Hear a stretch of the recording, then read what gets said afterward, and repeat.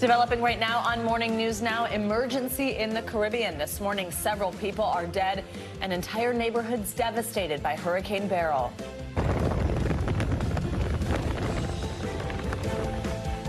Now, the most powerful July hurricane on record, taking aim at Jamaica. We have a team tracking the damage, the dangers, and the efforts now to offer help. Also this morning, President Biden feeling the pressure from his own party to drop his re-election bid following last week's shaky debate performance against former President Donald Trump. The input from my constituents has been 10-1 in favor of replacing President Biden on the ticket. I thought it was time for me to speak up. All this as Donald Trump celebrates another win in court. We'll bring you the latest. Plus, the rush is on. Millions of people heading to the airport and hitting the road ahead of the 4th of July. We'll talk to the head of the TSA about what's being done to get travelers to their holiday destinations on time. And parents put the screens away. New research shows long-term problems from treating tablets as digital pacifiers. We will explain why and what you can do instead, maybe especially before you're on an airplane. Exactly. That'll be tempting, though, for many parents, yes. I can imagine. Good morning. Good to have you with us on this Wednesday. I'm Joe Fryer. And I'm Savannah Sellers. We're going to get started this morning with the latest on Hurricane Beryl, which continues to create devastation in the Caribbean as it tracks towards Jamaica. The storm is expected to hit Jamaica directly or pass near it sometime later today. At least 7 people have already been killed in this record-setting storm. Beryl briefly became a Category 5 hurricane yesterday with maximum sustained winds of 165 miles an hour, making it the strongest July hurricane on record. People living in Jamaica have spent the last couple of days preparing for the storm. Gas stations were crowded with cars and windows were boarded up as supplies started to run low. Yesterday, hurricane hunters flew into the eye of the storm. This video you're seeing here shows the inside of the hurricane wall. Members of the Air Force Reserve's 403rd Wing are working around the clock, gathering data on Beryl as it continues to move west. President Biden says the U.S. is prepared to offer help. People impacted islands and communities are in our prayers, and we stand by to provide assistance to them. Extreme weather events drive home a point that I've been saying for so long. Ignoring climate change is deadly and dangerous and irresponsible. These climate-fueled extreme weather events don't just affect people's lives. They also cost money, they hurt the economy, and they have a significant negative psychological effect on people. We have team coverage, including meteorologist Angie Lassman with more on the forecast and Beryl's path. But let's begin with NBC News correspondent Sam Brock with the latest from Jamaica. These are the breathless moments right now before Hurricane Beryl either makes direct landfall over the island of Jamaica or comes very close to it. The National Hurricane Center not exactly sure which of those two outcomes it's going to be, and that is a significant difference as you have conversations with locals here, and they tell you the last time that Jamaica took a direct hit from a major hurricane was Hurricane Gilbert back in the late 1980s, and it changed life as they know it. Will that repeat itself right now?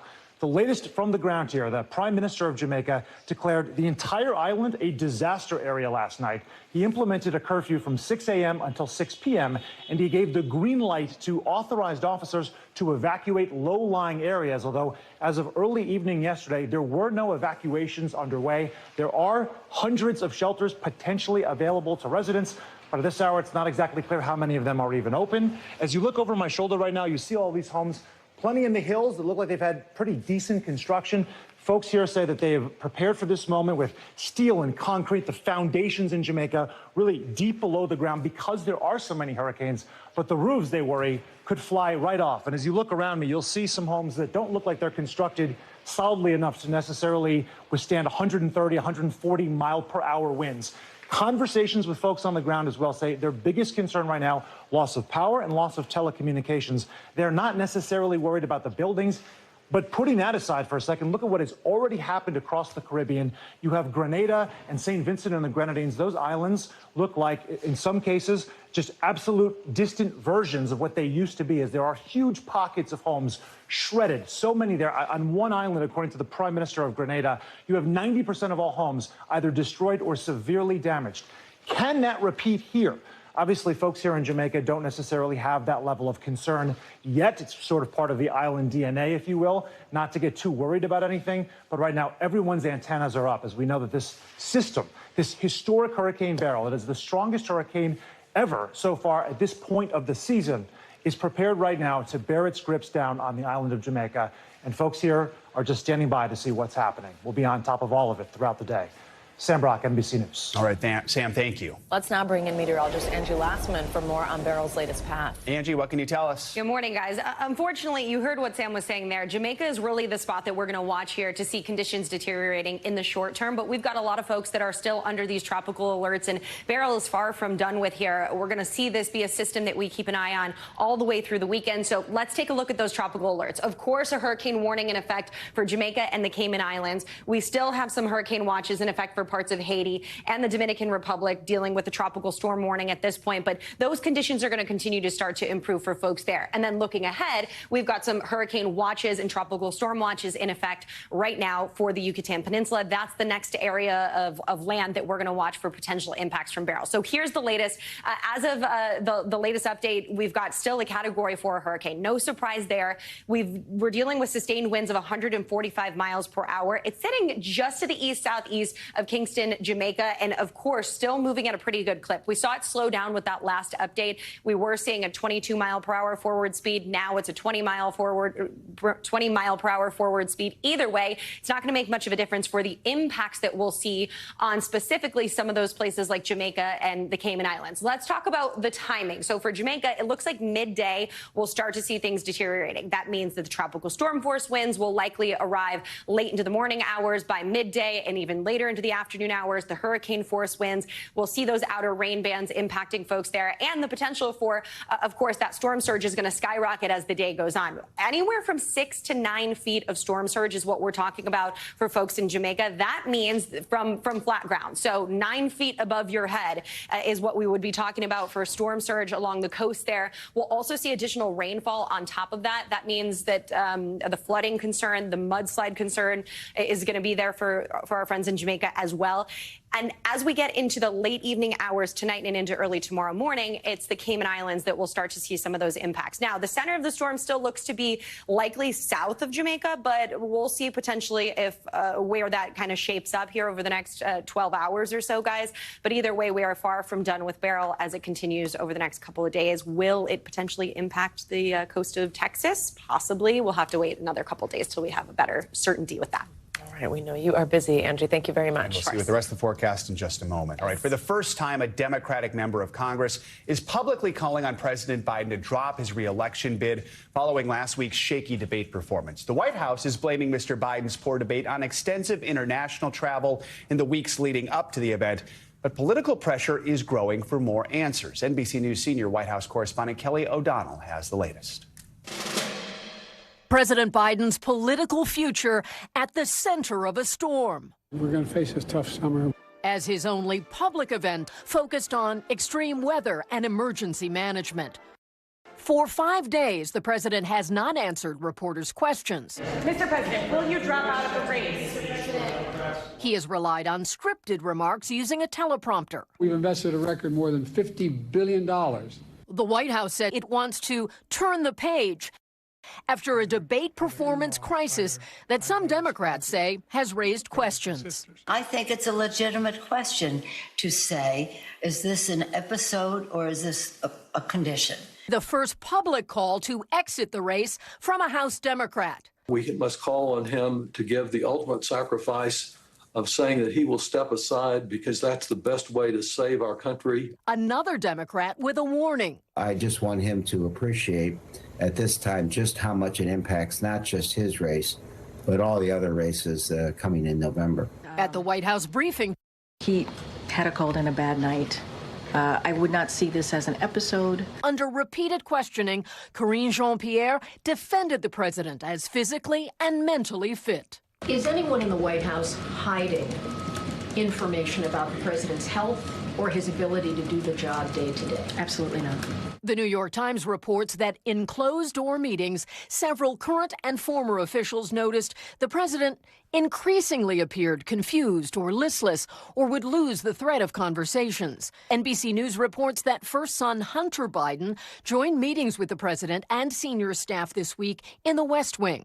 Reaction from senior staff described as, "What the hell is happening?" The White House had this explanation. He came back with his dad from Camp David. He walked him into the speech prep, and he was in the room. The White House says it wants to get the president out there. He is scheduled to do an on-camera interview Friday, and they say a press conference next week. He will also be holding a video conference call with Democratic governors and talk with top congressional leaders for the first time since the debate last week. Kelly O'Donnell, thank you. Well, this morning there's new fallout from the Supreme Court's landmark presidential immunity ruling. The state judge in former President Trump's New York hush money trial has postponed Mr. Trump's sentencing in the wake of that decision to sort out some new claims by Trump's legal team. It was initially scheduled for July 11th, a week from tomorrow. Now it's set for September 18th. That's about 7 weeks before the election. In May, Mr. Trump was convicted on 34 counts of falsifying business records. That case centered on a hush money payment made to adult film star Stormy Daniels in the lead up to the 2020 election. For more on this, we have NBC News correspondent Vaughn Hilliard and NBC News legal analyst Danny Savalos both here in studio with us. Good morning to both of you. Thanks for being here.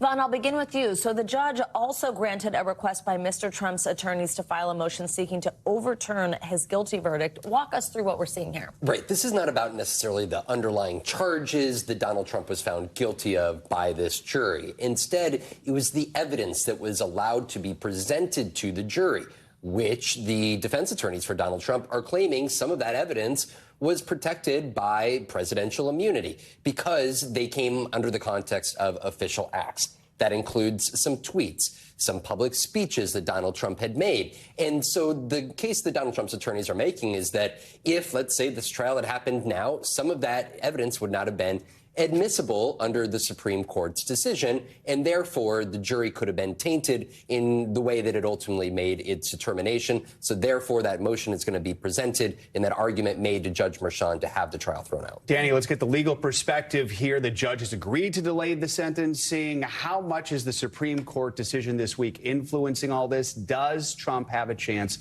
of getting this conviction overturned or maybe getting a new trial? When the Supreme Court's immunity decision first came out, I thought about the 4 different criminal cases against Donald Trump. One is already concluded. That's the New York criminal case.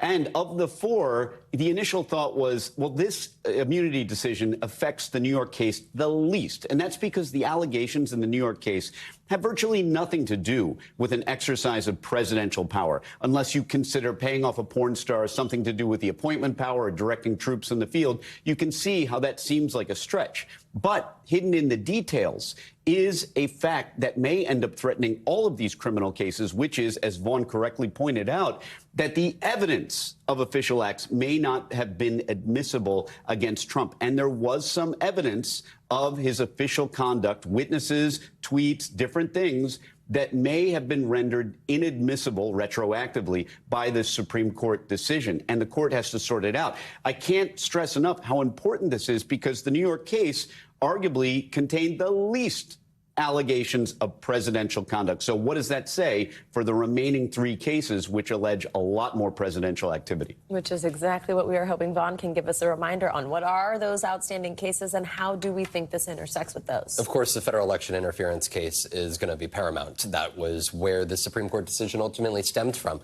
And so we are looking at an evidentiary hearing that Judge Chutkan, who is overseeing that federal election interference case, she is going to set a hearing, and there is going to be debate between the 2 sides on what ultimately charges are able to be brought against Donald Trump, but also what evidence. Again, this gets down to what tweets, right, did Donald Trump put out around January 6th? And are those technically official acts under the Supreme Court's decision? Of course, Jack Smith, the special counsel, wanted to use a great deal of what was out there publicly to show the motive and to show the conspiracy that he alleges that Donald Trump was a part of here. Of course, classified documents case could also be impacted because there is some distinction over whether Donald Trump, in those closing days on Inauguration Day, those closing hours before Joe Biden was sworn in, when he flew down to Florida with some of those boxes, right? That's sort of the open question mark that is going to be hashed out in front of the courts. Danny, while we have you, we should mention another big headline yesterday. Mr. Trump's former attorney, former New York Mayor Rudy Giuliani, disbarred in New York for spreading lies about the 2020 election.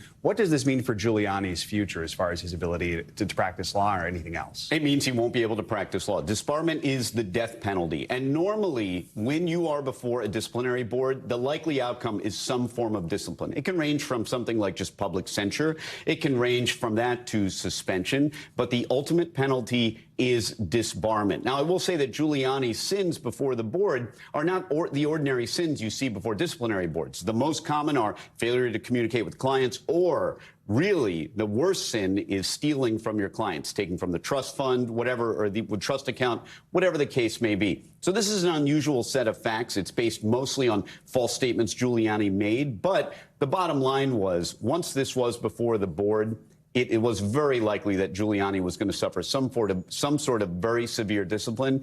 Disbarment is not a surprise, probably not even to Giuliani's legal team. Lots of news this morning. Have you both walk us through. Von Hillier, Danny Savalas, thank you both for being in studio with us. We're going to give you a little bit of a break here for the holiday, perhaps. Or maybe you're working. I don't know. All right. We want to get back to the weather again. The 4th of July travel rush is well underway, with many of you heading out today. That's right. So Angie Lassman doing double duty for us. She joins us again for a look at your holiday forecast. Hey, Angie. Hey, guys. When do I get a break? Huh? No, the weather never rests these days, does it? And we've got, of course, we were talking about Hurricane Beryl, but we've got really impressive things happening when it comes to our temperatures over the next couple of days, and life-threatening in some spots. The West especially. Notice all of these heat alerts that we see across the country. 105 million people under those heat alerts at this time. The Southeast, you'll see extreme heat index values today, thanks to some really good tropical moisture that's making its way into that region and bringing our heat index values up upwards of 110 in some spots. Like Monroe, 114 is what it'll feel like today. Little Rock, 112. We've got 112 for New Orleans as well. Moving to the West Coast, this is where we'll see actual temperatures well above 100. 110 in Bakersfield from Wednesday through Thursday. We'll see 113 across the board through Friday in Las Vegas. We've got Palm Springs headed to 121 on Friday. Now, of course, they're used to the heat in some of these spots, but this is 10 to 20 degrees above normal for where we usually are for this time of year. It's a busy week. It's a busy weekend ahead with a lot of folks with those outdoor plans. So a heads up there. By the way, we also see our wildfires sparking near homes skyrocket on 4th of July. We've got really warm temperatures and really dry conditions. So just be careful of that over the next couple of days. Speaking of the travel, though, here's a big picture look today. We've got some thunderstorms across the Midwest. We've got some storms across parts of the South. And yes, it's a little muggy there. The East Coast looks pretty good, honestly. Boston to Washington, D.C., we'll see nice conditions. It'll be sunny. It'll be warm. And then that heat but dry conditions out west. Now, what's that mean for the airports? Detroit, St. Louis, New Orleans, and across Florida, those are the spots that I want you to watch for potential delays because of those scattered storms. I'm not expecting a lot of delays in those spots, but again, we could see some of those happening. If you're traveling along I-70 between Pittsburgh and even to Kansas City, that's where you'll want to watch for some slowdowns. Same goes for I-10 across parts of the South with those thunderstorms developing through the day. Meanwhile, 4th of July, yes, unfortunately, heavy rain across the Midwest. We've got thunderstorms for the South. We'll see really uncomfortable conditions for the Southeast and the West. That's not really going to change over the next couple of days. So we'll see the really elevated and above normal temperatures sticking with us for any time that you spend outdoors. So make sure you're taking those frequent breaks. The fireworks, though, this is the all-important forecast, right? And I am so sorry, guys, but it looks like there's rain in the forecast from Washington to Boston. We'll have to try and dodge some of these showers from Minneapolis, Detroit, St. Louis. If you're looking for the dry skies, though, no surprise. Out west, where it is quite warm in Phoenix with 105 at fireworks time, but it will be, in fact, dry. All right. 105 at 9 p.m. You betcha. It's a dry heat. It'll be okay. It's a dry heat. Just in 100 yesterday in Texas. It's amazing. All right. Angie, thank you so much. Much more to come here on Morning News Now. We'll have much more on a potential breakthrough that could help millions of people with Alzheimer's disease, what we know about a new drug just approved by the FDA. Up first, though, after the break, tragedy in India. More than 100 people killed in a stampede after a religious gathering. We'll also bring you more on your travel forecast. Stay with us for the latest. Welcome back. Let's get you more on your travel forecast for this 4th of July. Record numbers of people are expected to hit the road or the skies this holiday week. The TSA says one of the biggest concerns at airports is intercepting all of the weapons that passengers bring to the airport every day. NBC News senior correspondent Tom Costello has more. Early morning at Reagan National, and airport police are responding to a TSA checkpoint where a gun has been discovered in a passenger's carry-on. First thing that came to my attention were there were bullets inside of a square-like item. A fold-up gun. The passenger knew exactly why the belt was stopped. He said, "Oh, I forgot to check my gun." At Washington Dulles Airport on Friday, the TSA discovered a .38 caliber handgun inside Indiana Congresswoman Victoria Spartz's carry-on. She's been charged with a weapons violation. In a statement, her office says Representative Spartz accidentally carried an empty handgun in her suitcase with no magazine or bullets. It happens every day at TSA checkpoints. Anywhere from 15 to 30 a day across the country. And they're almost always loaded. Yes, generally always loaded. Oftentimes with a round in the chamber, ready to go. Not secured, not locked. Anything in your pockets, please take them out your pockets and place them inside of a bin. It comes as a record 32 million passengers, nearly 3 million a day, are flooding through TSA checkpoints over the extended July 4th stretch. Average wait times 30 minutes for standard screenings, under 10 minutes for pre-check. Meanwhile, the government reports the flight cancellation rate, the lowest in nearly a decade. The FAA says air traffic controller shortages slowed flights on Thursday at Newark and could delay flights. Our thanks to Tom Costello for that report. Well, the TSA does allow unloaded firearms to be transported in locked, hard-sided containers as checked baggage, but not in carry-on baggage. Passengers can be fined up to $1,500 for bringing an unloaded gun to a checkpoint and $15,000 for loaded guns. For more on this busy travel week, TSA Administrator Admiral David Pekoski joins us now from Reagan National Airport. Admiral, good to have you with us. Thanks for joining us. So let's begin with security at checkpoints. In addition to what Tom just reported on about the firearms, there was a report from the Washington Post that said 300 people were able to bypass security last year. Talk more about what's being done to try and address this issue.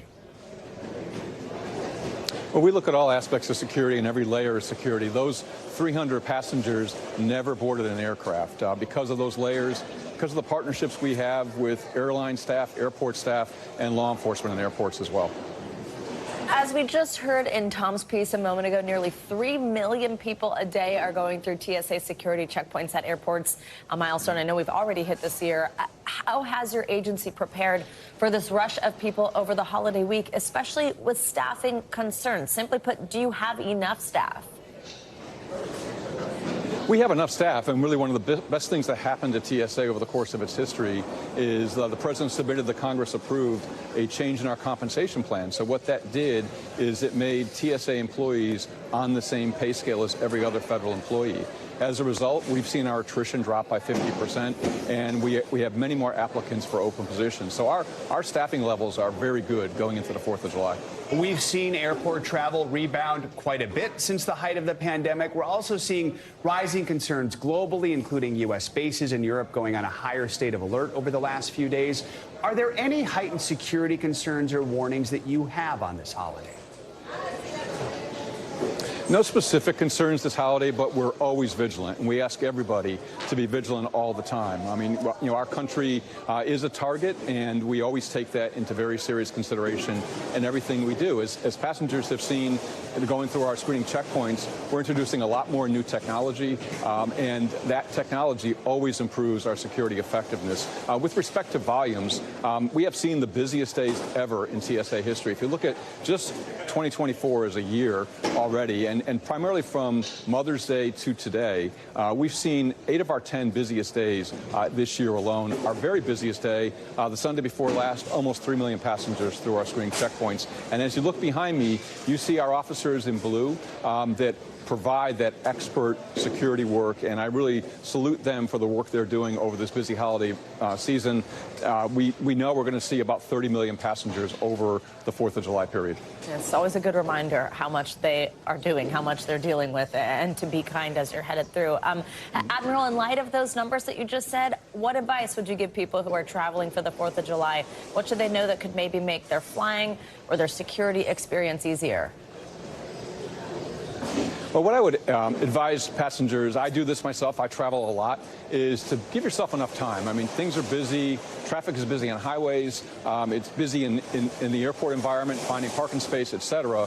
And also just think of, just like on a highway, there are rush hours, and there are rush hours in airports too. So if you have a flight that departs, let's say, between 5 and 8 a.m., bank in a little bit more time. If you have a flight that departs from 4 p.m., let's say, to 7 p.m., again, bank in a little bit more time, because those are generally going to be busier in airports across the board. The best other advice that I could give passengers is when you bring your carry-on bag and you start to pack your carry-on bag, the best thing to do is just completely empty it, because oftentimes we find that people have things in a carry-on bag that they might have used for another purpose. They might have used it, for example, to go to the beach, or in the case of firearms, to go to a firing range. Best advice is just empty it completely and then repack it. Don't include certainly a firearm, because that is absolutely prohibited in a checkpoint, and also don't include knives and any other prohibited items like oversized liquids. So that would be a good piece of advice for everybody. In addition to helping that passenger out, it helps everybody else out, because anytime we see a firearm or a knife in a checkpoint, it slows down that checkpoint significantly. Advice from the very top. All right, Admiral David Pekoski, thank you for your time this morning. We appreciate it. Always the one who forgets the water bottle.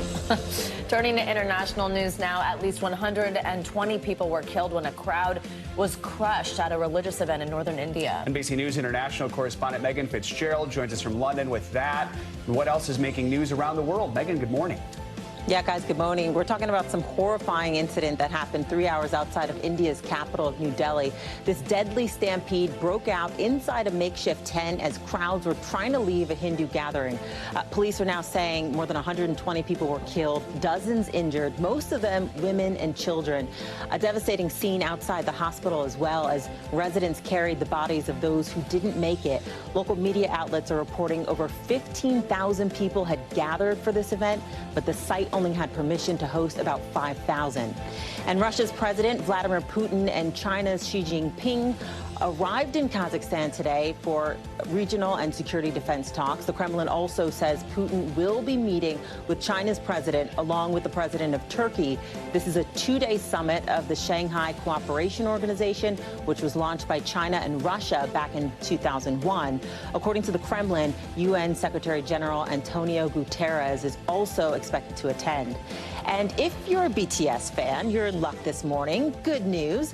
Group members Jimin and Jungkook are expected to star in a new travel reality series on Disney+. The announcement was made by the K-pop star's label yesterday. It's called Are You Sure? It's exclusive to Disney. It drops August 8th. Savannah and Joe, I will be sure to send you guys some calendar invites so you don't miss that. All right. Very cool. We appreciate that. Thanks, Megan. Coming up, disturbing new details in the Jeffrey Epstein case. What new grand jury transcripts show about what prosecutors knew years before the disgraced millionaire was given that so-called sweetheart deal. Plus, more proof you are what you eat, especially when you get older. We'll explain in our weekly checkup. That's next on Morning News Now.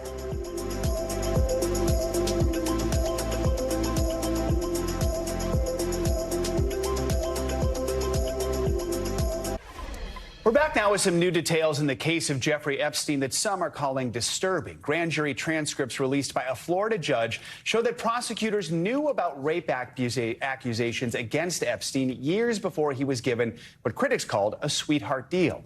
NBC News correspondent Priya Sridhar has the details. Stunning new revelations about the prosecution of disgraced millionaire Jeffrey Epstein. Newly released court documents revealing Florida prosecutors knew Epstein had been accused of raping multiple underage girls 2 years before offering him a plea deal widely criticized as too lenient. My voice was muted by the same government that was supposed to protect me. In transcripts from a 2006 grand jury investigation released Monday, a Palm Beach police detective testified multiple underage girls had been paid to give Epstein massages and have sex with him. The girls told investigators Epstein also said, quote, "If you bring me girls, I will pay you," adding, "the younger, the better." But just 2 years later, Epstein pleaded guilty in a plea agreement which prosecutors, critics, and victims panned as a sweetheart deal, downgrading his charges to state-level prostitution counts, sentencing him to only a year and a half in jail and allowing him to frequently visit his office while serving time. The Associated Press reporting an attorney for several of Epstein's accusers also said prosecutors portrayed them as criminals rather than victims. Why was Jeffrey Epstein given such grace and mercy for his inhumane crimes? And why were we so outed in the media and treated so poorly? Victim shaming in this high-profile case has damaged a lot of us. Florida Governor Ron DeSantis in February signing a bill allowing secret grand jury transcripts in these types of cases to be made public. We're happy in Florida to be leading the effort for transparency and for accountability, because what happened was clearly wrong, and the punishment was simply wholly inadequate to the crime. 15th Florida Circuit Judge Luis Delgado, who released the records, calling Epstein's alleged conduct outrageous to decent people, sexually deviant, disgusting, and criminal. Barry Krischer, the lead prosecutor in the case, could not be reached for comment, but the current Palm Beach County State Attorney, Dave Ehrenberg, telling NBC News in a statement he supported the release of the transcripts, calling the grand jury records disturbing. The concept of prosecutorial discretion is so ingrained in our system that these victims, unfortunately, don't have a lot of recourse against prosecutors. Now, 4 years later, new evidence that justice in this case was once again denied. And our thanks to Priya Sridhar for that report. It is time now for your weekly checkup. We've got a new study that seems to show what you eat in your 30s can have an impact on your health in your 70s. And new research says that giving children digital devices to calm tantrums may hurt their ability to understand their emotions as they grow older. Today we have NBC News medical contributor Dr. Kavita Patel with us. Dr. Patel, good morning. Thanks as always for joining us. So let's start with this new drug the FDA just approved. It seems to help slow problems with memory and thinking abilities for people with Alzheimer's disease. How big of a deal is this? What can you tell us? Yeah, Savannah, we expected this FDA approval to come yesterday. Eli Lilly's drug called Kisunla. It's a monoclonal antibody. It's used in people with earlier stage Alzheimer's. So this is not meant for later stage Alzheimer's patient.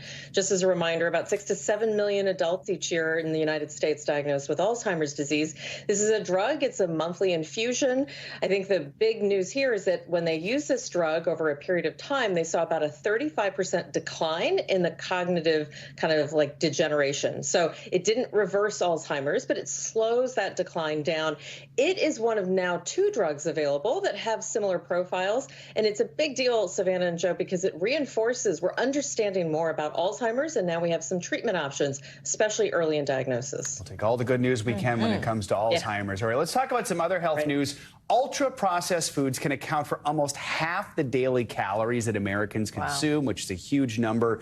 New research says that could lead to serious health issues for some. What are some of those issues? Who is most vulnerable? Yeah, so this is, it seems like we've got study after study that are showing kind of the downside of ultra-processed foods. But you're right, Joe. Half of our diets being ultra-processed, and especially for older adults. A study that looked at about 500,000 older adults over about 3 decades found that just having that ultra-processed diet gave them about a 10% higher mortality risk, usually from heart disease and diabetes. And when they dissected the research further, they found it was really highly processed meats and soft drinks that had the most strongly kind of associated mortality risk. This translates to, everything from lunch meats to probably what we're picking up on these hot days just to cool off. So it's in everything. And we've talked about ingredients. So let's get to the doctor's orders here. Ingredients do matter. I often say that if you look at ingredients and you don't understand what you're reading, or the ingredient list is so long, it's probably processed. And so that's an easier way to think about it. And then this is more of a nudge towards kind of whole foods. I know that can sometimes be hard when you're really trying to get food on the go, but thinking about those swaps can really help, and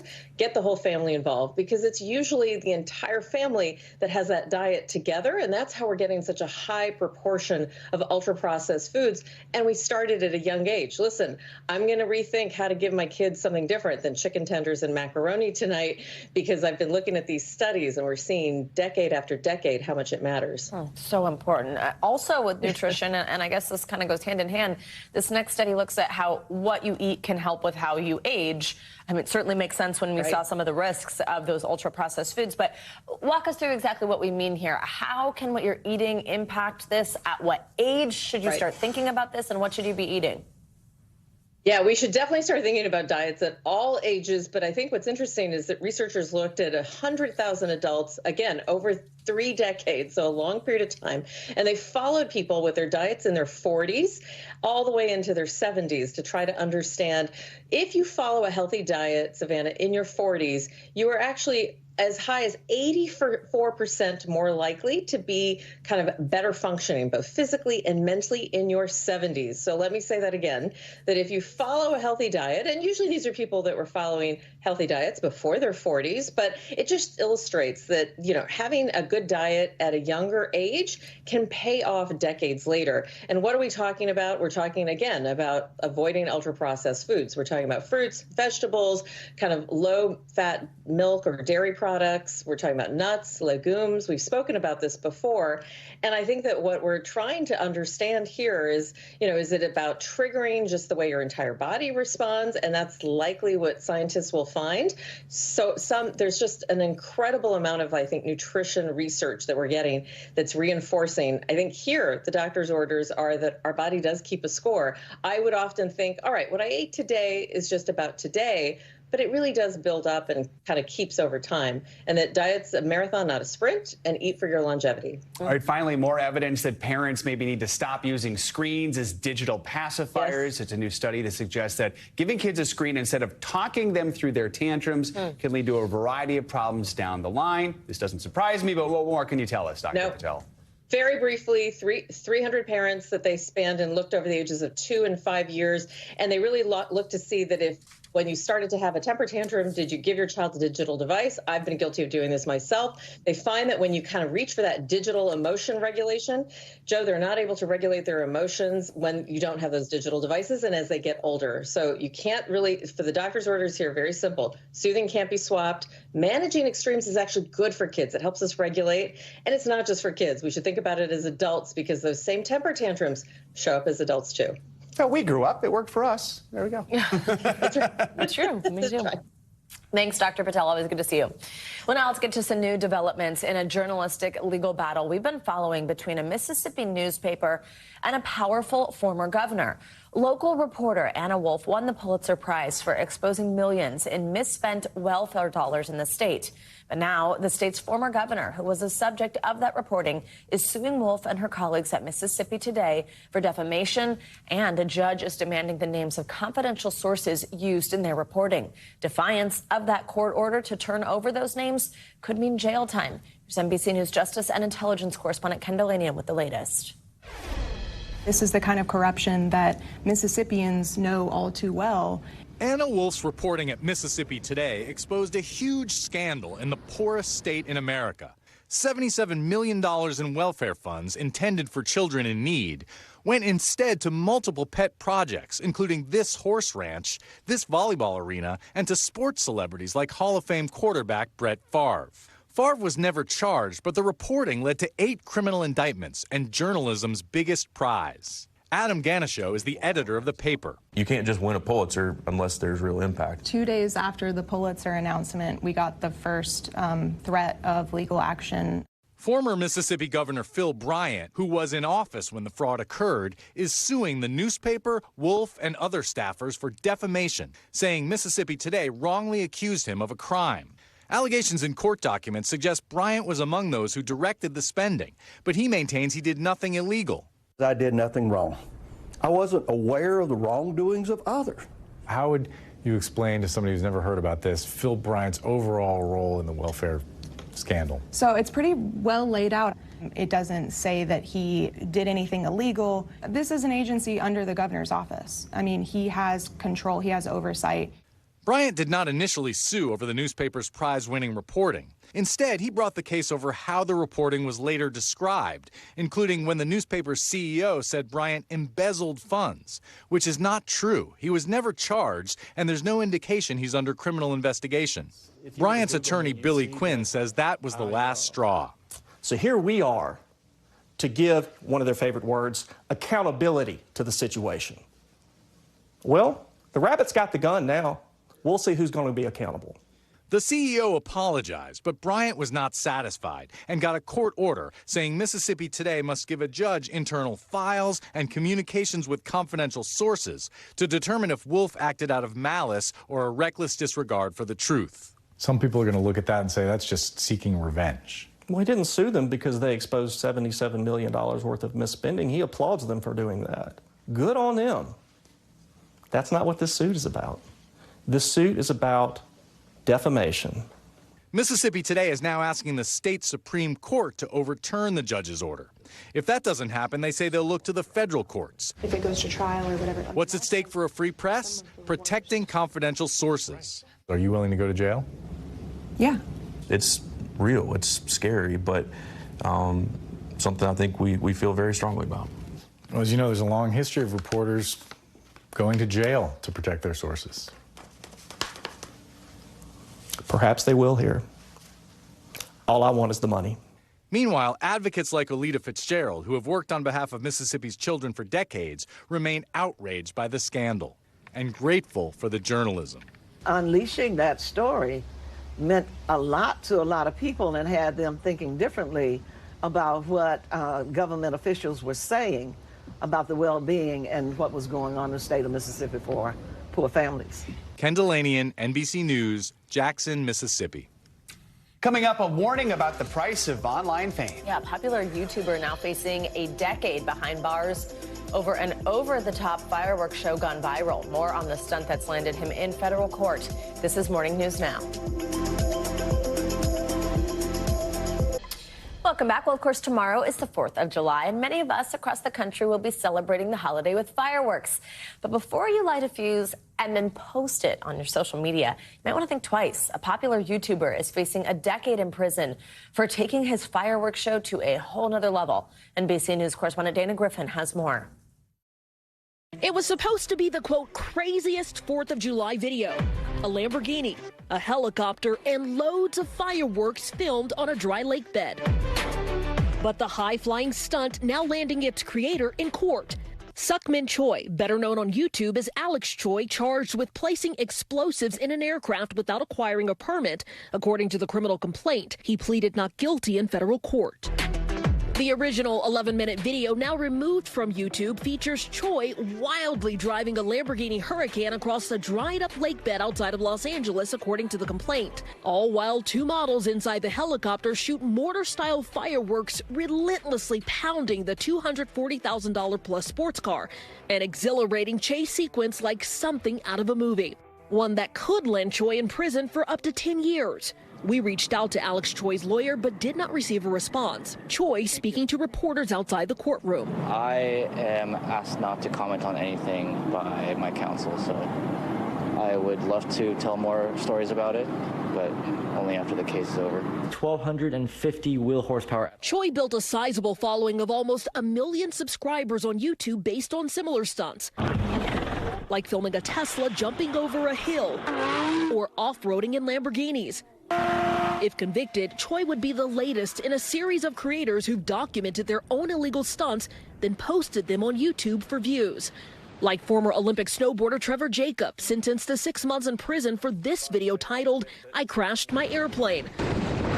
Jacob admitted he intentionally crashed the plane and pleaded guilty to concealing evidence after prosecutors say he lied to the FAA about the incident. And in 2017, this Minnesota woman pleaded guilty to second-degree manslaughter after she fatally shot her boyfriend in a failed YouTube stunt where she shot a .50 caliber handgun at an encyclopedia he was holding in front of his chest, claiming it was all his idea. The pursuit of online clicks landing content creators in serious trouble. Dana Griffin, NBC News. Tomorrow, millions of us will watch the 4th of July fireworks displays. Now, in recent years, these shows have been boosted by high-tech upgrades, with drones taking a starring role. But as NBC News correspondent Valerie Castro reports, this year some towns are going back to basics. Traditional fireworks are back with a bang. 2 years ago, NBC News visited Gypsum, Colorado to see its big move to drones for its 4th of July celebration. But this year, they're bringing back good old-fashioned fireworks. Drones just didn't cut it for the 4th of July.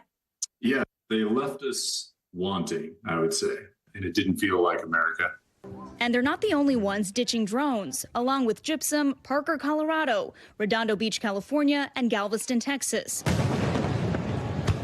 Across the country, more towns are switching back. Fireworks can capture attention and inspire awe like little else can. They're fun. Drones had been gaining in popularity. They're safer, easier to operate, and can do things fireworks just can't. It really is a unique storytelling medium. Rick Boss's company Sky Elements is behind some of the biggest and more innovative drone displays in the country. Are drones better than fireworks? I would say they're different. But fireworks fans say there's no competition. Fireworks, they touch on all the senses. Phil Grucci is the CEO of Fireworks by Grucci, America's first family of fireworks. In business since 1850, they've provided pyrotechnics for presidential inaugurations and the Olympics. There's the sense of sight, the sense of smell, the sense of feel, and you hear it. And drones, they cover one emotion, one sense, is the eye, is vision. Every show starts on the screen. How long does it take you to design something like that? It's about an hour a minute. Then comes the setup. Is this the bigger version of a Roman candle? It's pretty much a commercial version of what you can go buy at a local fireworks store. But much more powerful. Yes. And when the sun sets, 3, 2, 1. The show begins. But drones aren't going away, and now they're getting better with fireworks on drones. They both can do some things that the other cannot do. It's why we really love them to come together. This year, his company is testing new pyro drones that bring the best of both together. A new patriotic battle in the sky for the oohs and ahs of Americans. Valerie Castro, NBC News, New York. Getting us excited. All right, coming up, he's at the top of his game and he's topping the charts. Up next, we're going to introduce you to the Mets infielder who's making big hits on and off the field. You are watching Morning News Now. WNBA rookie sensations Caitlin Clark and Angel Reese will be teaming up on the WNBA All-Star squad. The 12-player roster was announced yesterday after votes from media, players, fans, and coaches. This means for the first time, the two rivals will actually be on the same team. And get this, the All-Stars will face off against the Olympic team on July 20th in Phoenix. Now, this news comes as Clark and the Fever made history last night. Their matchup against the Las Vegas Aces brought in the biggest crowd for a WNBA game in 25 years. More than 20,000 Hoops fans filled Vegas's T-Mobile Arena. The Aces say it was the highest regular season single game attendance in the league since 1999. Love to see that is still happening as the season moves along. That is right. Women's sports. Look at us. All right. Thanks, Joe. That is going to do it for this hour of Morning News Now. Stay with us, though. The news continues right now.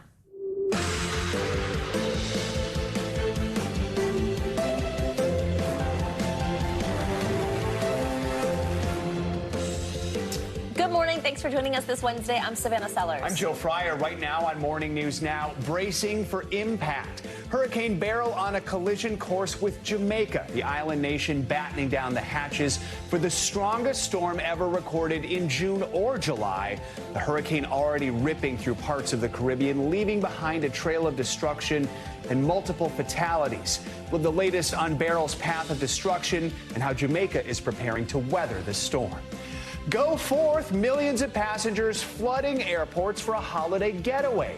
We've got an inside look at how the TSA is coping with this record high surge in travelers amid heightened security challenges. Also this morning, a new blow to President Biden in the wake of his widely criticized debate performance last week.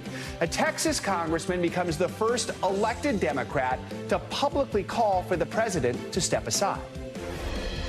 The input from my constituents has been 10-1 in favor of replacing President Biden. We must call on him to give the ultimate sacrifice of saying that he will step aside because that's the best way to save our country. The latest on the pressure facing the president as he moves to try and reassure Democratic governors that he's still the right man for the job. Plus, fast food chains hoping to take a bite out of the competition by slashing their prices. Now, the restaurant wars are heating up. What it could mean for your wallet, because you might be getting some fast food as you travel for this holiday. There you go, burger in the car. There you go. We begin this week with this hour with Hurricane Beryl as the powerful storm continues to move west through the Caribbean. Yeah, the record-setting storm is expected to approach the Jamaica coastline later today. Beryl briefly became a Category 5 hurricane yesterday, with winds topping out at 160 miles per hour. It is the strongest July hurricane ever recorded, according to the National Hurricane Center. And so far, at least 7 people have been killed. NBC News meteorologist Angie Lastman is standing by tracking the storm for us. Let's get started, though, this morning with NBC News correspondent Sam Brock from Kingston, Jamaica, as people there brace for Beryl. Hi, Sam. It is looking increasingly as if Hurricane Beryl will be coming through the island of Jamaica as a Category 4 hurricane, which is either going to go by Jamaica or over it, according to the National Hurricane Center. That is a massive difference which one of those two outcomes actually happens. Here, there's about 3 million people who are accustomed to hurricane season. They are certainly accustomed to being prepared for it. But Beryl is a historic storm, the strongest hurricane ever recorded in June or July. This morning, Jamaicans clearing their iconic beaches and bracing for the kind of ferocious winds and storm surge that smashed boats to pieces in Barbados. Beryl made landfall in Grenada as a Category 4 hurricane, leaving almost no one or nothing on the island untouched by its destructive power. The situation is grim. There is no power. There's almost complete destruction of homes and buildings on the island. Now, on the eve of its arrival in Jamaica, some business owners buckling down but staying put. Everybody that I've spoken to thus far is worried about how it's going to affect their livelihood. But they're not leaving the low-lying areas. Still not going to leave.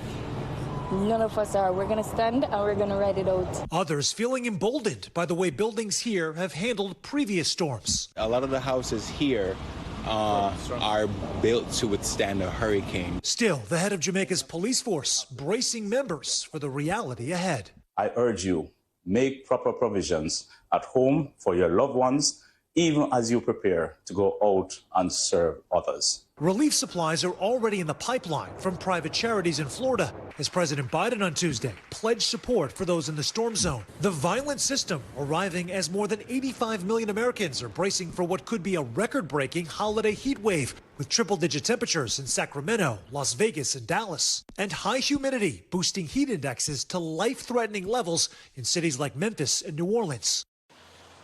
Back here in Kingston, where we're only a couple of miles away from the shoreline and people are bracing, the Prime Minister of Jamaica has declared the entire island a disaster area. He has implemented a curfew from 6 a.m. until 6 p.m., and he has given the green light to local officials to be able to evacuate low-lying areas should that be necessary. But as of last night, there were no evacuations underway. In Kingston, Sam Brock, NBC News. All right, Sam, thank you so much. Let's bring in meteorologist Angie Lastman for more on what we can expect now in the coming days. Hey, Angie, good morning. Hey, good morning, guys. You said it, the coming days, because it's not just today. Of course, we will be watching closely for Beryl's impacts on Jamaica and Cayman Islands, but we've still got another few days, and potentially down the line, we could be talking about impacts to the United States. So let's start with where we're at right now, and that's the tropical alerts. We've, no surprise, have a hurricane warning in effect for Jamaica and the Cayman Islands. Still some lingering alerts in effect for Hispaniola, but we'll see conditions improving for folks there. And then the Yucatan Peninsula, that's where we're watching for the next kind of round of potential impacts from Beryl as we go into the coming days.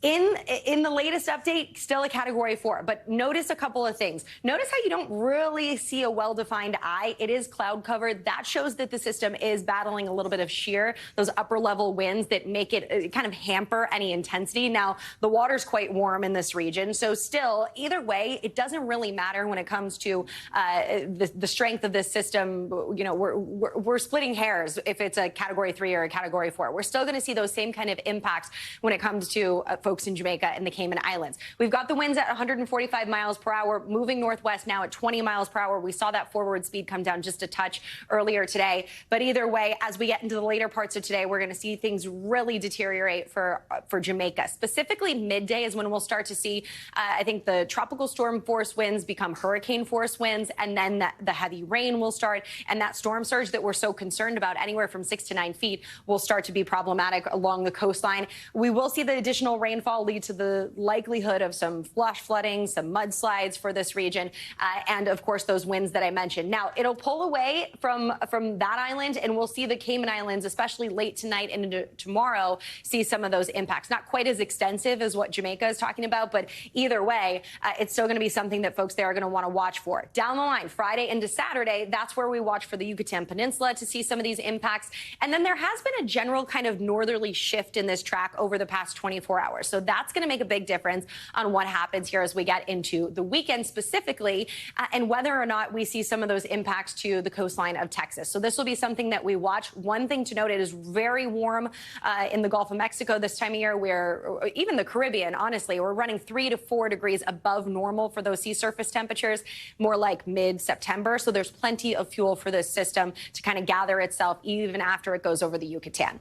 Meanwhile, you know, an extended period of really dangerous conditions when it comes to temperatures across the west and across the southeast. Specifically, could be something that we haven't seen in a long time. We're talking 6 to 12 days of extensive, dangerous, life-threatening heat. And this heat wave, something that'll be on the higher end of what we've seen in recent years. So the west is going to be dealing with those actual temperatures that are problematic. And the southeast is going to see heat index values that are uncomfortable, to say the least. We've got all that tropical moisture ushering in to the Gulf Coast and points north of that. So no surprise, 114 for the heat index in Monroe today. We've got 107 in Birmingham. So finding somewhere to cool down is going to be really important, especially if you're doing strenuous activity outdoors. Out west, look at these temperatures through at least the next couple of days. We've got Palm Springs expected to head to 121 by Friday. A lot of outdoor activities, I know, over the next few days with the holiday upon us. That means the 10 to 20 degree above normal temperatures for the next week, likely to be life-threatening in some of these spots. So again, keeping that in mind, because it'll extend well into next week as well. Your holiday outlook looks a little bumpy across the Midwest. We could see potentially some delays across some airports there. The South will see some of those thunderstorms as well. So those are some of the few spots that I'd watch if you're heading to the airport today. When it comes to the roads, I-70 or I-10, you could likely see some slowdowns, guys. As we get into tomorrow, 4th of July, we will see some heavy rain across the Midwest. And unfortunately, the East might have to dodge a little bit of rain for those fireworks, but the West looks great. All right, Angie, thank you so much. Thank you. Well, if you are hitting the road for a July 4th getaway, be prepared for some traffic jams as tens of millions take to the highway. Joining us now for more on what we can expect, AAA spokesperson Aixa Diaz. Aixa, good to have you with us. So the 4th of July travel season is expected to be record-breaking, as we keep saying, with more than 60 million people projected to travel. Your projections by car. From a logistics standpoint, from a planning standpoint, what should folks know before they go? Many taking off today. Joe, Savannah, people should really be leaving like right now. The morning time is the best time to drive during any holiday, particularly July 4th. We're projecting 60.6 million people are taking road trips over this week. And for the first time, AAA included 2 weekends for the July 4th forecast because it gives us a better idea of just how many people are traveling. And the numbers are setting new records. Morning time is the best time to hit the road. If you wait until the afternoon, that's when the congestion really builds. Today is a work day for many people as well. So you're going to have a mix of commuters and travelers on the road. So leave early in the morning. Coming back after the weekend on Sunday, again, try to hit the road as early as possible. Between 2 p.m. and 7 p.m. is really the worst time to be on the road. Let's talk about what this is going to cost people. How are gas prices looking ahead of the 4th? Gas prices are similar to last July 4th. The national average this morning is $3.51. Last July 4th, it was $3.53. So they've been pretty stable the past few weeks. Now, a couple of things. We do watch the tropics because any hurricane or tropical storm that affects the Gulf, especially a refinery, could affect gas prices. If you're out west, of course, you're paying the highest prices. Down south, you've got some of the lower prices. But gas prices aren't much different from last year. But what we found, too, is that a lot of people don't let that deter them from driving and going on their trips. They may just make some adjustments in their driving patterns during the week. All right, so we've covered logistics. We've talked about fuel costs. Let's talk about something just as important, that's safety. What are some tips for drivers so they can have a safe trip no matter where they're going? Well, you heard that the extreme temperatures in parts of the country are going to be an issue. The heat does affect your car, tire pressure, your battery. Make sure you have coolant and that it's topped off. You don't want your engine overheating. Try to park in a shady area wherever you're staying or in a garage if possible. Pack an emergency kit in your car, and that means extra snacks, water, because if you're stuck on the interstate, let's say in a traffic jam that's taking hours, you're going to get hungry, you're going to get thirsty. Have a charger for your phone, maybe a couple of chargers for multiple people in your vehicle. You want your electronics to always be fully charged. And our biggest travel message and our safety message on the road is slow down, move over. That means when you see people on the side of the road, whether it's a technician, whether it's a law enforcement, or just someone who's stuck on the side of the road, so many people are hit and killed with people driving too fast along the side. Slow down if possible, change lanes to give those people room. Yeah, it's actually in a lot of states, you can even get a ticket if you don't move lanes over if you see somebody that's pulled over on the side of the road. Aixa, how's this comparing to years past for people who typically drive to their family and things like that for the 4th of July? Is it looking better or worse? It's going to be more traffic. And again, we keep setting records post-pandemic. This post-pandemic travel boom continues. And the past couple of years have just been bananas when it comes to travel. And we keep talking about these new records. And that's because that's how many people are traveling. So expect a lot more people on the roads. The good thing about July 4th is that because there's more flexibility, it's summertime, kids are off of school. Not everybody comes back on the same day or departs the same way. But what AAA is seeing post-pandemic is that remote work and hybrid work really give people more flexibility now when it comes to their vacations. A lot of people took off last weekend, have been at their destination, maybe working remotely, and are now going to enjoy the holiday these days. Yeah, the holiday weekend's now a holiday week. All right, Aixa Diaz, thank you so much. Appreciate your tips. All right, this morning, pressure is mounting on President Biden as the number of Democrats calling for him to step aside from the election grows, including a current congressman, the first sitting Democrat to publicly call for the president to exit the race. We have NBC News senior White House correspondent Gabe Gutierrez joining us now from Washington on this. Hi, Gabe. Good morning. Hey there, Savannah. Good morning. The White House Chief of Staff will hold an all-staff call later today as the president also reaches out to reassure lawmakers and governors. What Democrats have been saying privately for days is now spilling into public view, and now the president is offering his own new explanation for his debate performance. Off camera at a Virginia fundraiser, President Biden apologizing for that disastrous debate, saying he wasn't very smart for traveling around the world a couple times before that showdown with former President Trump, and he quipped that he almost fell asleep on stage, adding it's not an excuse, but an explanation. The president returned to the U.S. from back-to-back trips to Europe 12 days before the debate. Meanwhile, this morning, a political dam may be breaking. One of the president's most important allies, former House Speaker Nancy Pelosi, acknowledging concerns about the president's debate performance. I think it's a legitimate question to say, is this an episode or is this a condition? And so when people ask that question, it's completely legitimate of both candidates. Adding that both he and former President Donald Trump should take cognitive tests. While Pelosi is continuing to support President Biden, Congressman Lloyd Doggett of Texas is becoming the first elected Democrat to officially call for the president to leave the race. We must call on him to give the ultimate sacrifice of saying that he will step aside because that's the best way to save our country. As more Democrats question whether he should step aside. It raised questions about his physical condition. I don't think he's going to have a leg to stand on for very long. The Washington Post reporting overnight that former President Barack Obama has expressed concerns, privately telling allies that his former VP's path to the presidency has now grown more challenging, according to people familiar with the conversation. but that Obama has offered support to Biden. The New York Times reports that in closed-door meetings in recent weeks and months, several current and former officials noticed the president increasingly appeared confused or listless, or would lose the thread of conversations. I've got to say, that doesn't look anything like the president that I know. When I deal with him, he's sharp, he's asking tough questions. As some Democrats look for a way forward, a new CNN poll suggesting that Vice President Kamala Harris may do slightly better in a matchup with Trump than Biden, though the difference is within the margin of error. Harris yesterday reaffirming her support. Joe Biden is our nominee. We beat Trump once, and we're going to beat him again, period. Since the debate, the president has barely taken any questions from reporters while delivering mostly scripted remarks from a teleprompter. But the White House is now announcing a flurry of events in the coming days, travel to Wisconsin and Pennsylvania, as well as an interview. And he's expected to hold a press conference during next week's NATO summit here in D.C., Savannah. All right, Gabe, thank you so much. We are watching your wallet now. Across the country, fast food restaurants are slashing the cost of some of their most popular items, hoping to lure customers who are fed up with high prices back to the drive-thru. NBC News business and data correspondent Brian Chung joins us now with more on how this value meal movement could benefit you. You are on the fast food beat for us. Good morning, Brian. Good morning, guys. Well, I mean, inflation is still happening and it's everywhere, right? But nowhere is it more apparent than at fast food restaurants where you're seeing $15, $20 meals sometimes. But some good news for consumers, they're starting to get some meals, getting some deals rather, on those meals. 2 full meals, $5.99 each. It's heating up in the fast food wars. This deal is loaded, even when your wallet isn't. As chains across the country turn to deals to chase customer dollars, in wallets now a little bit tighter. The cheapest thing available, just because like every penny really is counting right now.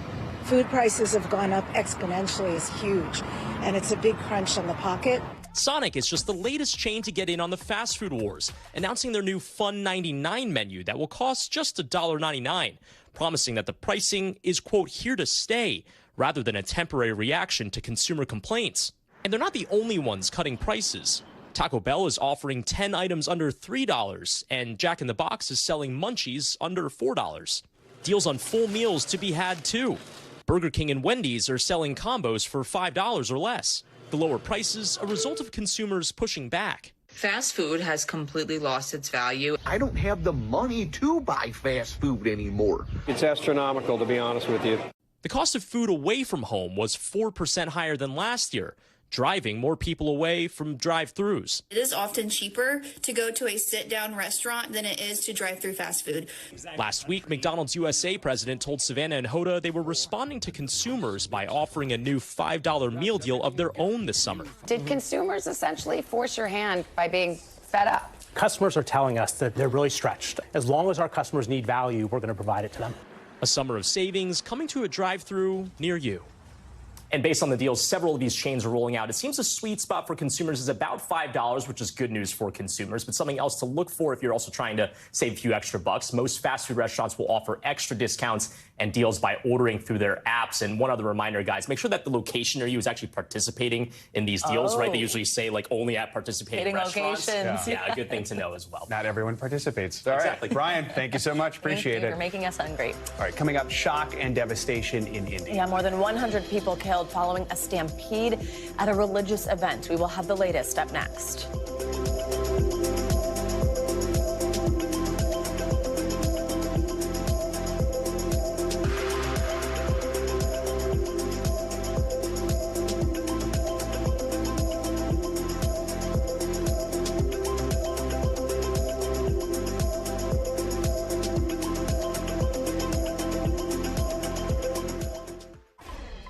Welcome back. Let's get you more on your travel forecast for this 4th of July. Record numbers of people are expected to hit the road or the skies this holiday week. The TSA says one of the biggest concerns at airports is intercepting all of the weapons that passengers bring to the airport every day. NBC News senior correspondent Tom Costello has more. Early morning at Reagan National, and airport police are responding to a TSA checkpoint where a gun has been discovered in a passenger's carry-on. First thing that came to my attention were there were bullets inside of a square-like item. A fold-up gun. The passenger knew exactly why the belt was stopped. He said, "Oh, I forgot to check my gun." At Washington Dulles Airport on Friday, the TSA discovered a .38 caliber handgun inside Indiana Congresswoman Victoria Spartz's carry-on. She's been charged with a weapons violation. In a statement, her office says Representative Spartz accidentally carried an empty handgun in her suitcase with no magazine or bullets. It happens every day at TSA checkpoints. Anywhere from 15 to 30 a day across the country. And they're almost always loaded. Yes, generally always loaded. Oftentimes with a round in the chamber, ready to go. Not secured, not locked. Anything in your pockets, please take them out your pockets and place them inside of a bin. It comes as a record 32 million passengers, nearly 3 million a day, are flooding through TSA checkpoints over the extended July 4th stretch. Average wait times 30 minutes for standard screenings, under 10 minutes for pre-check. Meanwhile, the government reports the flight cancellation rate, the lowest in nearly a decade. The FAA says air traffic controller shortages slowed flights on Thursday at Newark and could delay flights.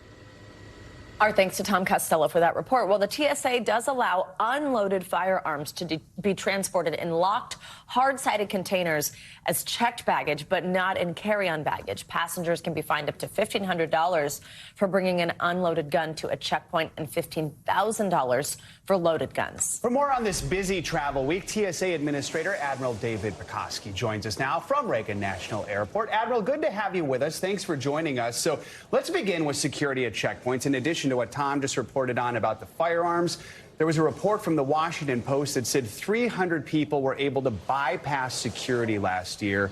Talk more about what's being done to try and address this issue. Well, we look at all aspects of security and every layer of security. Those 300 passengers never boarded an aircraft because of those layers, because of the partnerships we have with airline staff, airport staff, and law enforcement in airports as well. As we just heard in Tom's piece a moment ago, nearly 3 million people a day are going through TSA security checkpoints at airports, a milestone I know we've already hit this year. How has your agency prepared for this rush of people over the holiday week, especially with staffing concerns? Simply put, do you have enough staff? We have enough staff, and really one of the best things that happened to TSA over the course of its history is the President submitted, the Congress approved a change in our compensation plan. So what that did is it made TSA employees on the same pay scale as every other federal employee. As a result, we've seen our attrition drop by 50%, and we have many more applicants for open positions. So our staffing levels are very good going into the 4th of July. We've seen airport travel rebound quite a bit since the height of the pandemic. We're also seeing rising concerns globally, including U.S. bases in Europe going on a higher state of alert over the last few days. Are there any heightened security concerns or warnings that you have on this holiday? No specific concerns this holiday, but we're always vigilant, and we ask everybody to be vigilant all the time. I mean, you know, our country is a target, and we always take that into very serious consideration in everything we do. As passengers have seen going through our screening checkpoints, we're introducing a lot more new technology, and that technology always improves our security effectiveness. With respect to volumes, we have seen the busiest days ever in TSA history. If you look at just 2024 as a year already, and primarily from Mother's Day to today, we've seen 8 of our 10 busiest days this year alone. Our very busiest day, the Sunday before last, almost 3 million passengers through our screening checkpoints. And as you look behind me, you see our officers in blue that provide that expert security work, and I really salute them for the work they're doing over this busy holiday season. We know we're going to see about 30 million passengers over the 4th of July period. It's always a good reminder how much they are doing, how much they're dealing with, and to be kind as you're headed through. Admiral, in light of those numbers that you just said, what advice would you give people who are traveling for the 4th of July? What should they know that could maybe make their flying or their security experience easier? Well, what I would advise passengers, I do this myself, I travel a lot, is to give yourself enough time. I mean, things are busy, traffic is busy on highways, it's busy in the airport environment, finding parking space, et cetera. And also just think of, just like on a highway, there are rush hours, and there are rush hours in airports too. So if you have a flight that departs, let's say, between 5 and 8 a.m., bank in a little bit more time. If you have a flight that departs from 4 p.m., let's say to 7 p.m., again, bank in a little bit more time, because those are generally going to be busier in airports across the board. The best other advice that I could give passengers is when you bring your carry-on bag and you start to pack your carry-on bag, the best thing to do is just completely empty it, because oftentimes we find that people have things in a carry-on bag that they might have used for another purpose. They might have used it, for example, to go to the beach, or in the case of firearms, to go to a firing range. Best advice is just empty it completely and then repack it. Don't include certainly a firearm, because that is absolutely prohibited in a checkpoint, and also don't include knives and any other prohibited items like oversized liquids. So that would be a good piece of advice for everybody. In addition to helping that passenger out, it helps everybody else out, because anytime we see a firearm or a knife in a checkpoint, it slows down that checkpoint significantly. Advice from the very top. All right, Admiral David Pekoski, thank you for your time this morning. We appreciate it. Always the one who forgets the water bottle. Turning to international news now, at least 120 people were killed when a crowd was crushed at a religious event in northern India. NBC News international correspondent Megan Fitzgerald joins us from London with that. And what else is making news around the world? Megan, good morning. Yeah, guys, good morning. We're talking about some horrifying incident that happened 3 hours outside of India's capital of New Delhi. This deadly stampede broke out inside a makeshift tent as crowds were trying to leave a Hindu gathering. Police are now saying more than 120 people were killed, dozens injured, most of them women and children. A devastating scene outside the hospital as well, as residents carried the bodies of those who didn't make it. Local media outlets are reporting over 15,000 people had gathered for this event, but the site only had permission to host about 5,000. And Russia's President Vladimir Putin and China's Xi Jinping arrived in Kazakhstan today for regional and security defense talks. The Kremlin also says Putin will be meeting with China's president along with the president of Turkey. This is a two-day summit of the Shanghai Cooperation Organization, which was launched by China and Russia back in 2001. According to the Kremlin, UN Secretary General Antonio Guterres is also expected to attend. And if you're a BTS fan, you're in luck this morning. Good news. Group members Jimin and Jungkook are expected to star in a new travel reality series on Disney+. The announcement was made by the K-pop star's label yesterday. It's called Are You Sure? It's exclusive to Disney. It drops August 8th. Savannah and Joe, I will be sure to send you guys some calendar invites so you don't miss that. All right. That's very cool. We appreciate that. Thanks, Megan. Coming up, disturbing new details in the Jeffrey Epstein case. What new grand jury transcripts show about what prosecutors knew years before the disgraced millionaire was given that so-called sweetheart deal. Plus, more proof you are what you eat, especially when you get older. We'll explain in our weekly checkup. That's next on Morning News Now.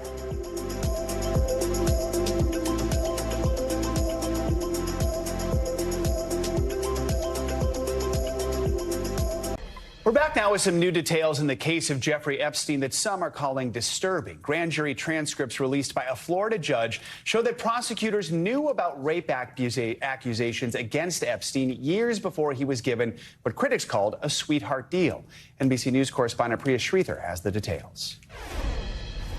Stunning new revelations about the prosecution of disgraced millionaire Jeffrey Epstein. Newly released court documents revealing Florida prosecutors knew Epstein had been accused of raping multiple underage girls 2 years before offering him a plea deal, widely criticized as too lenient. My voice was muted by the same government that was supposed to protect me. In transcripts from a 2006 grand jury investigation released Monday, a Palm Beach police detective testified multiple underage girls had been paid to give Epstein massages and have sex with him. The girls told investigators Epstein also said, quote, "If you bring me girls, I will pay you," adding, "the younger, the better." But just 2 years later, Epstein pleaded guilty in a plea agreement which prosecutors, critics, and victims panned as a sweetheart deal, downgrading his charges to state-level prostitution counts, sentencing him to only a year and a half in jail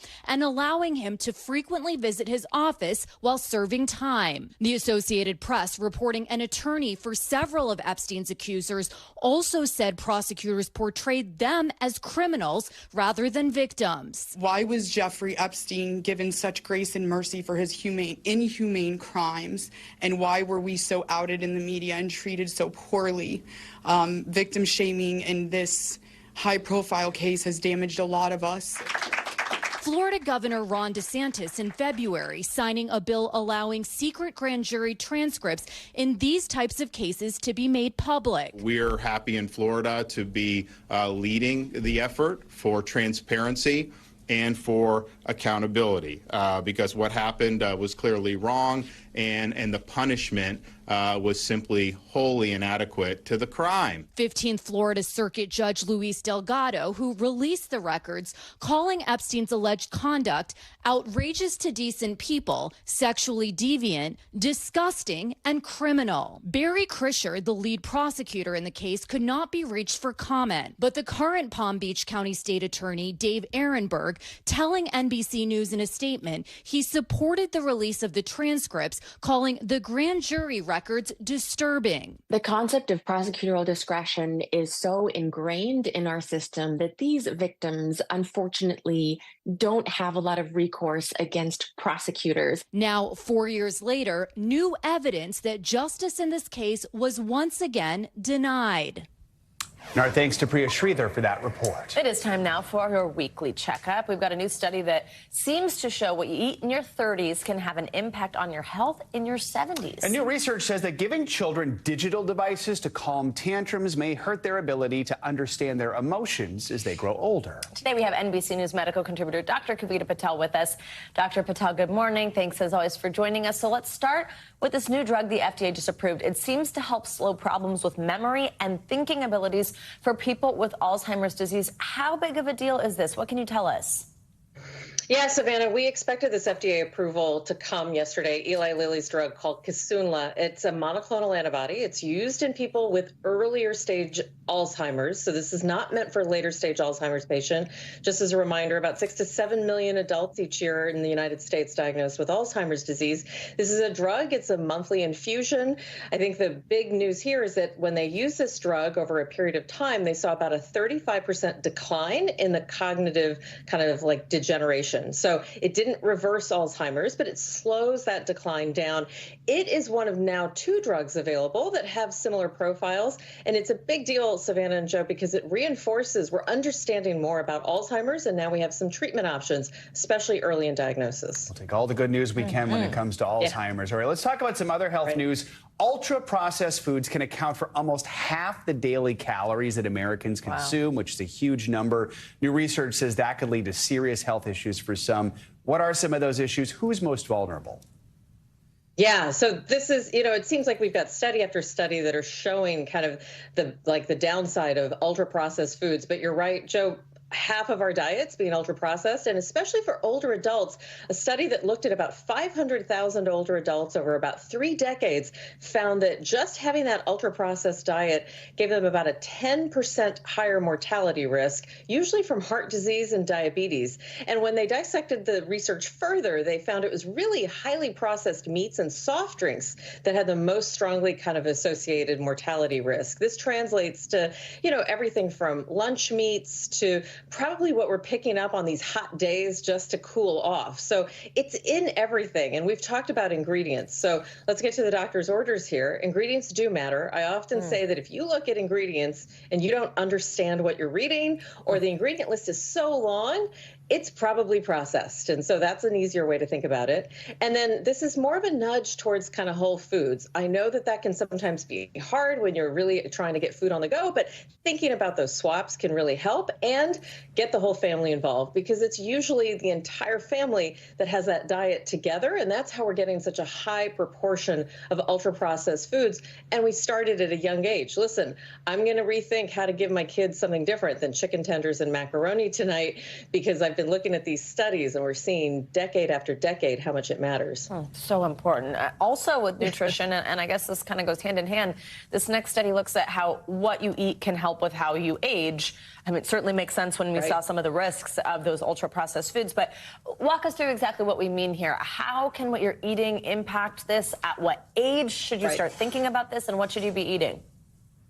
Yeah, we should definitely start thinking about diets at all ages. But I think what's interesting is that researchers looked at 100,000 adults, again, over 3 decades, so a long period of time. And they followed people with their diets in their 40s all the way into their 70s to try to understand if you follow a healthy diet, Savannah, in your 40s, you are actually as high as 84% more likely to be kind of better functioning, both physically and mentally, in your 70s. So let me say that again, that if you follow a healthy diet, and usually these are people that were following healthy diets before their 40s, but it just illustrates that, you know, having a good diet at a younger age can pay off decades later. And what are we talking about? We're talking, again, about avoiding ultra-processed foods. We're talking about fruits, vegetables, kind of low-fat milk or dairy products.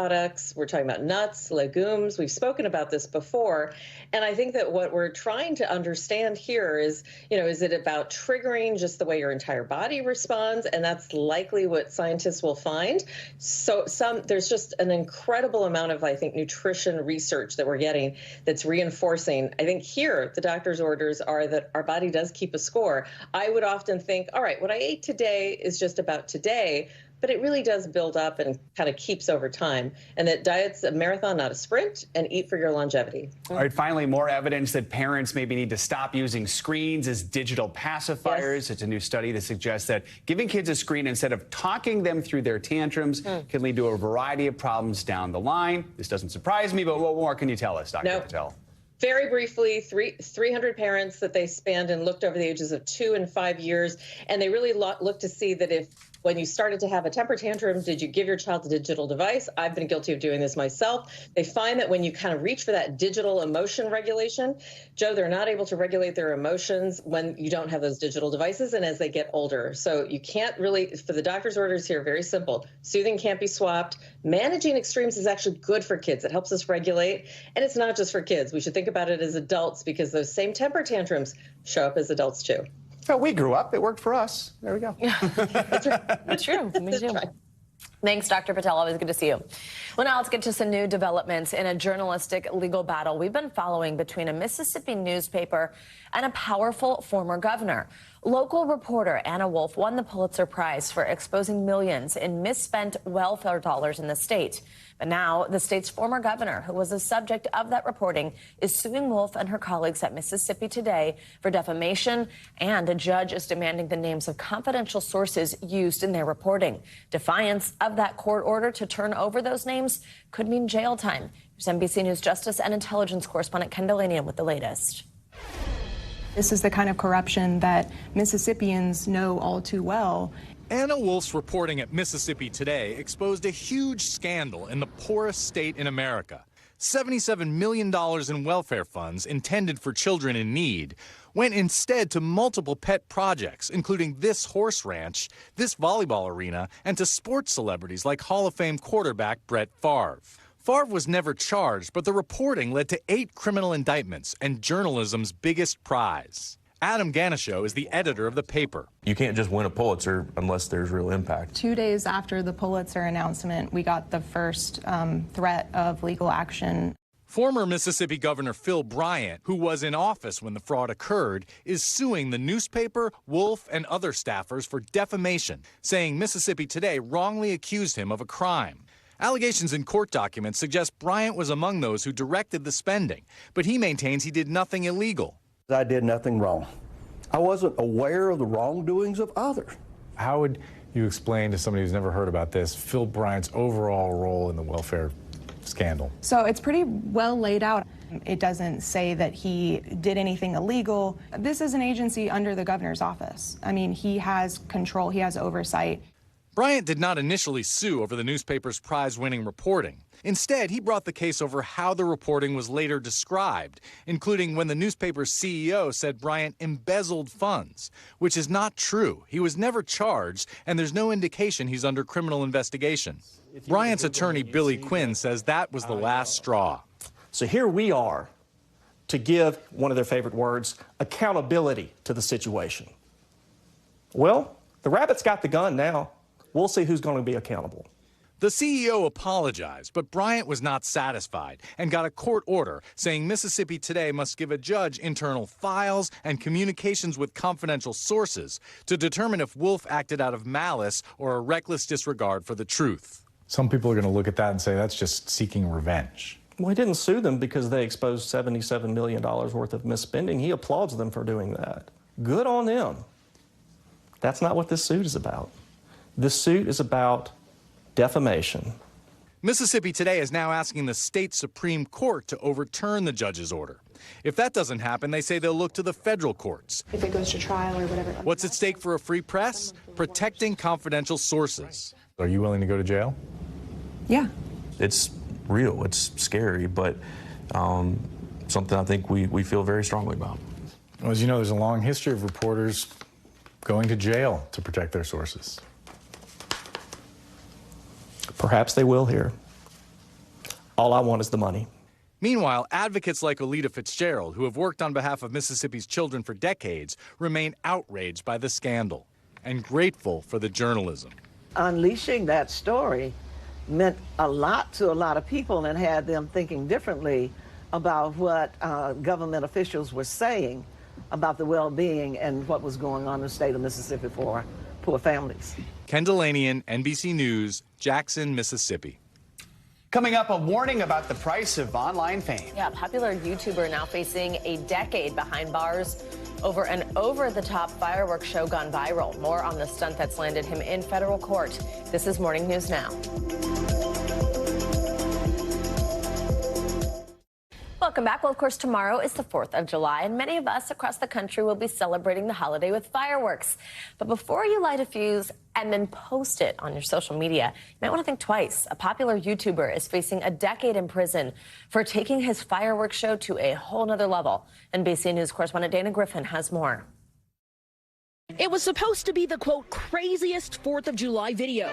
A Lamborghini, a helicopter, and loads of fireworks filmed on a dry lake bed.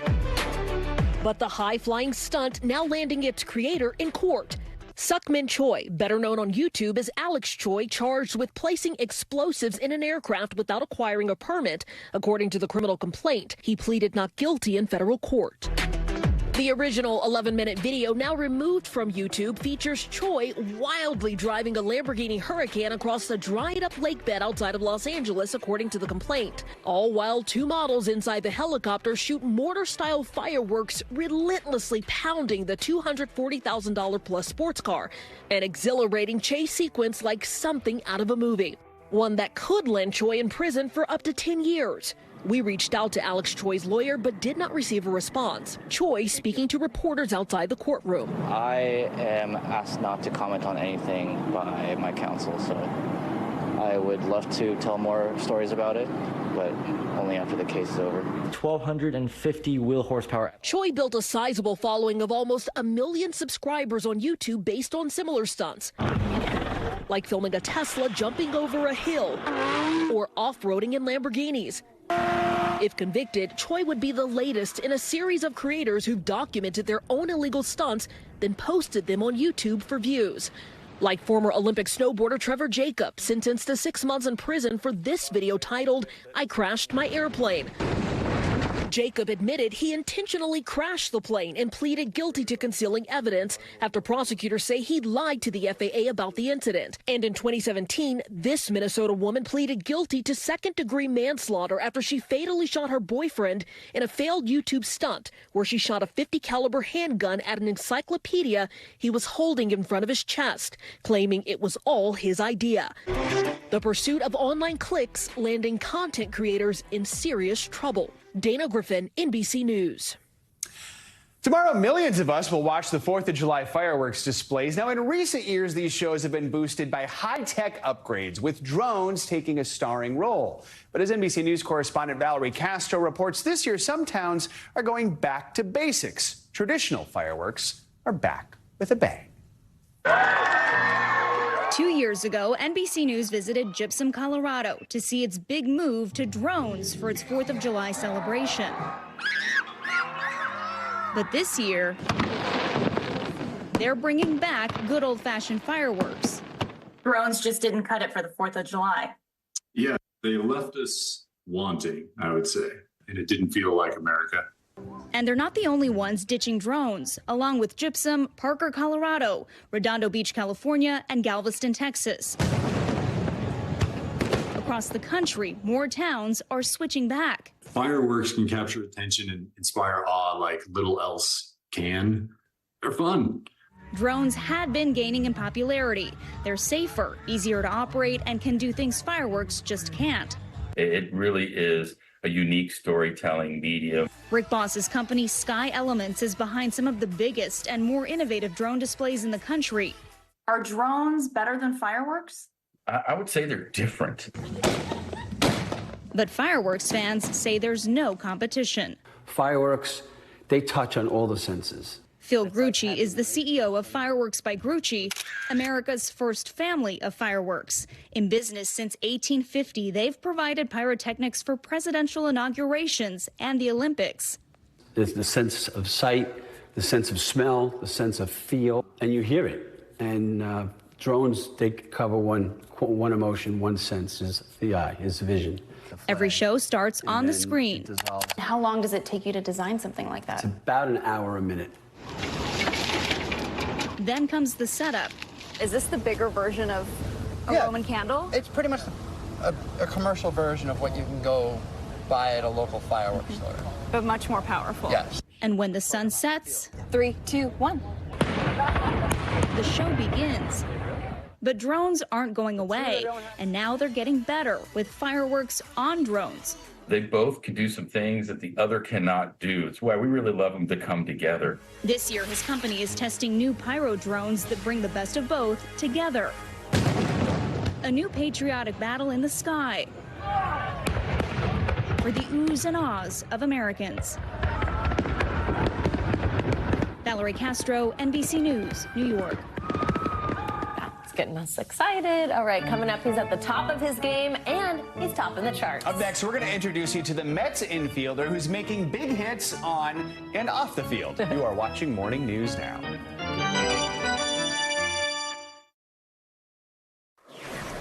WNBA rookie sensations Caitlin Clark and Angel Reese will be teaming up on the WNBA All-Star squad. The 12-player roster was announced yesterday after votes from media, players, fans, and coaches. This means for the first time, the two rivals will actually be on the same team. And get this, the All-Stars will face off against the Olympic team on July 20th in Phoenix. Now, this news comes as Clark and the Fever made history last night. Their matchup against the Las Vegas Aces brought in the biggest crowd for a WNBA game in 25 years.